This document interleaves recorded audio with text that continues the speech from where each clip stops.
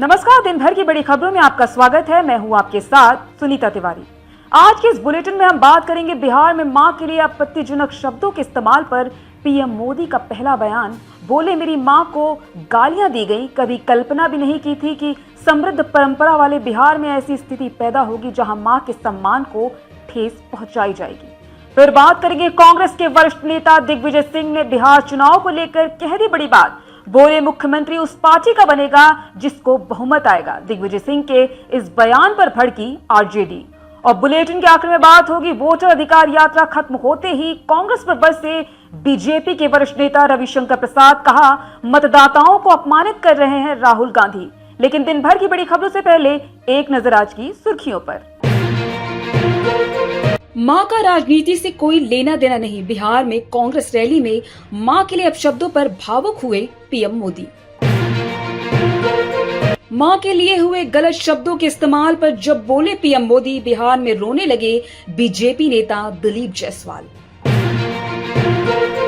राहुल गांधी के hydrogen bomb वाले बयान पर भड़के बीजेपी सांसद जगदम्बिका पाल, बोले इस्तीफा दो और माफी मांगो। दिल्ली दंगे मामले में शर्जील इमाम, उमर खालिद समेत 10 आरोपियों की जमानत याचिका हुई खारिज। भारतीय वायुसेना ने नौटम जारी कर पाकिस्तानी एयरबेस के पास अरब सागर में किया अभ्यास। महाआर्यमन सिंधिया ने संभाली एमपीसी अध्यक्ष की कमान। समारोह में पिता ज्योतिरादित्य सिंधिया भी हुए शामिल। अमेरिका से टैरिफ वॉर के बीच बीजेपी चलाएगी आत्मनिर्भर भारत संकल्प अभियान।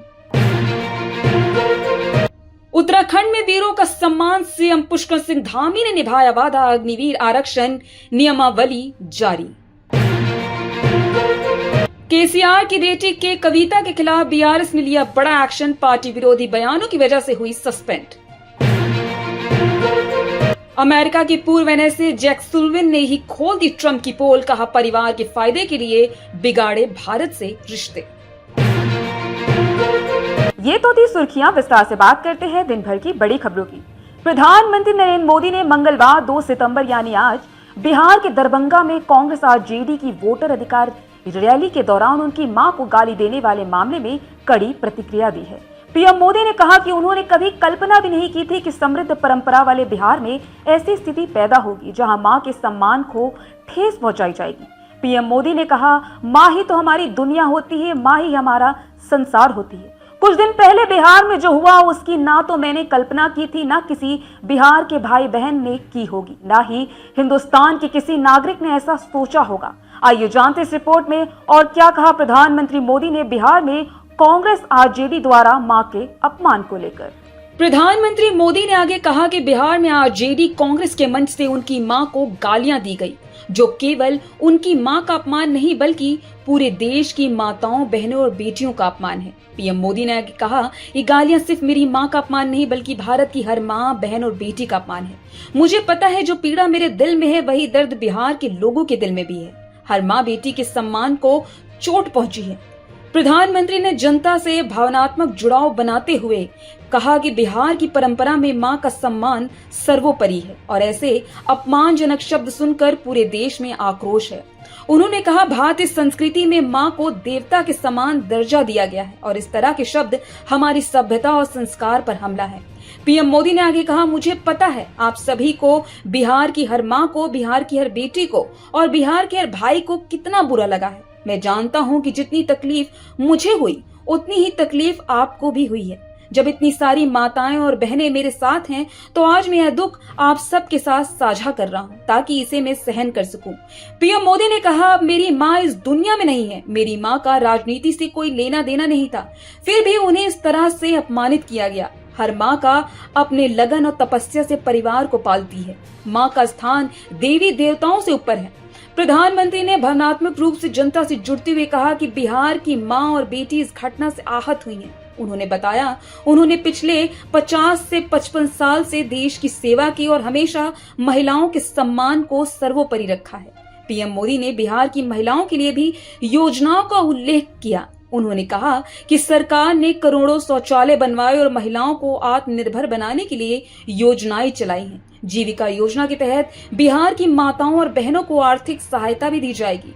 पीएम मोदी ने बिहार की धरती पर मां के सम्मान को लेकर भी स्पष्ट संदेश दे दिया। उन्होंने कहा, बिहार की पहचान मां के सम्मान से है और यहाँ गंगा मैया और कोशी मैया की पूजा का बहुत महत्व है। बिहार में एक बार फिर बयानों के जरिए आरजेडी और कांग्रेस आमने सामने हो गई है। दरअसल आरजेडी तेजस्वी यादव को महागठबंधन का सीएम उम्मीदवार बताती है, लेकिन कांग्रेस खुलकर नहीं बोल रही है। वोटर अधिकार यात्रा के दौरान तेजस्वी ने राहुल गांधी के सामने खुद को महागठबंधन के मुख्यमंत्री उम्मीदवार के तौर पर प्रोजेक्ट भी किया, लेकिन कांग्रेस की ओर से अब तक मोहर नहीं लगाई गई। आइए जानते इस रिपोर्ट में क्या कुछ है इस पूरी खबर में। बता दें कि वोटर अधिकार यात्रा का समापन हो चुका है और उसमें शामिल होने पटना पहुंचे कांग्रेस के वरिष्ठ नेता दिग्विजय सिंह ने मंगलवार को एक बयान देकर सियासी पारे को बढ़ा दिया है। कांग्रेस के वरिष्ठ नेता दिग्विजय सिंह से पत्रकारों ने पूछा कि महागठबंधन में सीएम फेस पर कोई चर्चा क्यों नहीं हो रही है। इस पर उन्होंने कहा कि मुख्यमंत्री उस पार्टी का बनेगा जिसको बहुमत जाएगा। यह परंपरा कुछ जगह है, कुछ जगह नहीं है, इसलिए कौन मुख्यमंत्री बनेगा या हम लोग तय कर देंगे तो आप लोग क्या करेंगे। उनके बयान से कई तरह के सवाल खड़े हो रहे हैं। दिग्विजय सिंह के बयान पर आरजेडी की ओर से दो टुक में जवाब दिया गया है। पार्टी के प्रवक्ता मृत्युंजय तिवारी ने कहा कि कौन क्या बोल रहा है उससे फर्क नहीं पड़ता। बिहार की 14 करोड़ जनता क्या बोल रही है सभी सुन रहे हैं। तेजस्वी यादव 2020 में भी महागठबंधन के मुख्यमंत्री उम्मीदवार थे और 2025 में भी महागठबंधन के मुख्यमंत्री चेहरा है। इसमें किसी को कोई कंफ्यूजन नहीं है, इसमें किसी को शंका नहीं होनी चाहिए।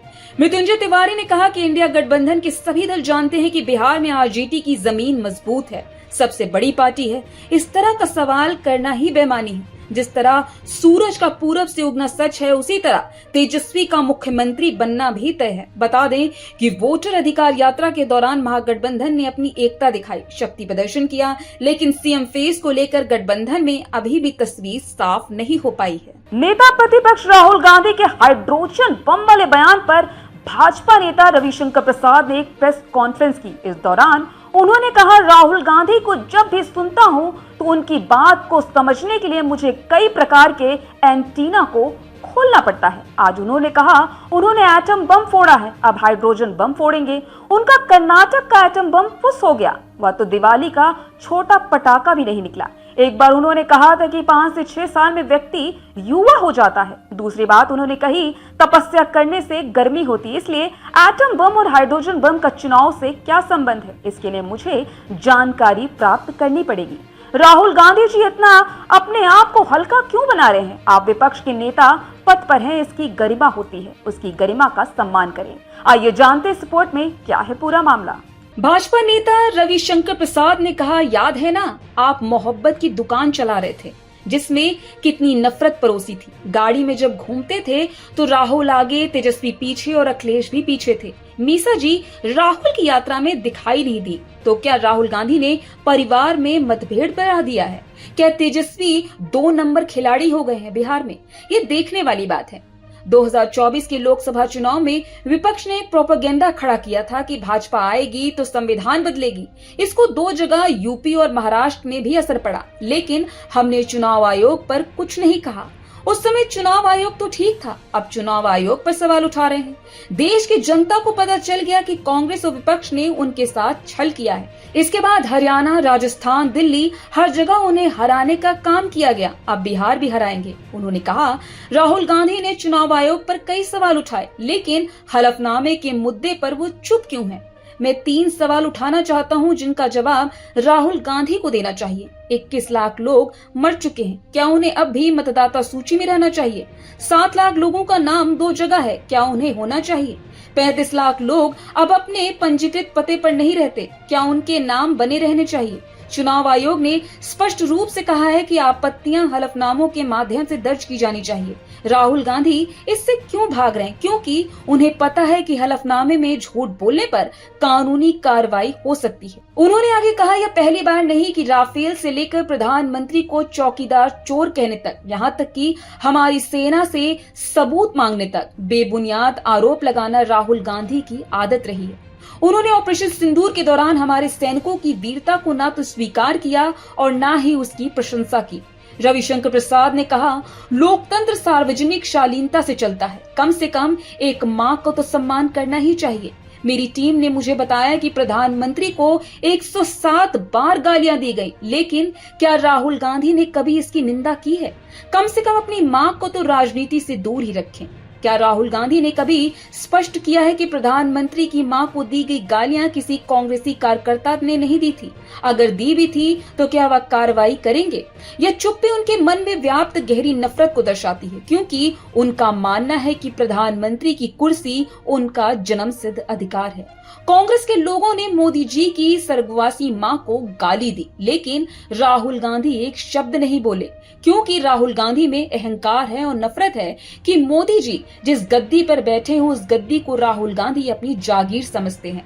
तो राहुल गांधी सुन लें, अब जनता वोट से आशीर्वाद देती है। तो आज इस बुलेटिन में इतना ही। आप देखते रहिए द लोकसभा।